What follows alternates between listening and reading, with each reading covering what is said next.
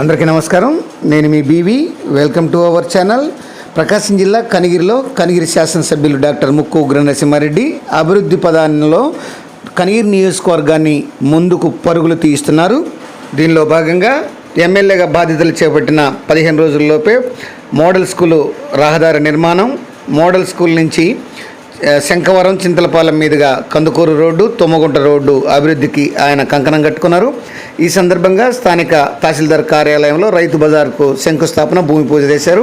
ఈ సందర్భంగా జరిగిన కార్యక్రమంలో ఎమ్మెల్యే ఉగ్ర నరసింహారెడ్డి మాట్లాడుతూ కనిగిరి ప్రజలకు అందుబాటులోకి రైతు బజార్ను తీసుకురావడం జరుగుతుందని ఆయన తెలియజేశారు. మార్కెటింగ్ శాఖ నుంచి 95 లక్షలతో నిర్మించిన రైతు బజారుకు ఆయన భూమి పూజ నిర్వహించారు.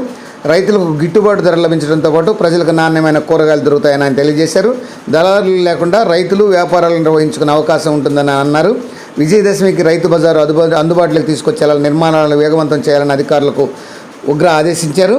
పట్టణంలో ట్రాఫిక్ ఇబ్బందులు లేకుండా చర్యలు చేపడుతున్నామన్నారు. ఇందుకు ప్రజలు సహకరించాలని ఆయన కోరారు. మార్కెట్ ధరల్లో నియంత్రణ కోసం ప్రభుత్వ రైతు బజారు ఏర్పాటు చేయడం ద్వారా ప్రజలకు తక్కువ ధరకే రైతు బజారులో ప్రజలకు కావాల్సిన కూరగాయలు దొరుకుతాయని ఉగ్ర అన్నారు. రైతు సంక్షేమం కోసం ఎంతో ప్రజలకు కావాల్సిన వస్తువులను మార్కెట్లో తక్కువ ధరకే అందించేలా చర్యలు చేపడతామన్నారు. అందులో భాగమే ఈ రైతు బజారు ఏర్పాటు కార్యక్రమం జరిగిందన్నారు.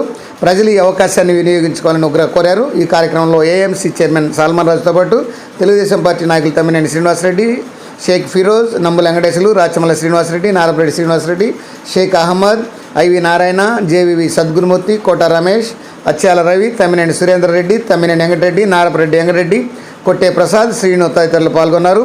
అలాగే శాసనసభ్యులు ఉగ్ర నరసింహారెడ్డి రైతు బజార్ శంకుస్థాపన కార్యక్రమానికి సంబంధించి విలేకరులకు మరియు ప్రోటోకాల్ పాటించినందుకు మార్కెటింగ్ శాఖ అధికారులను పట్టించుకోకపోవడంపై ఈ సందర్భంగా ఆయన కొంత సీరియస్ అయ్యాడు.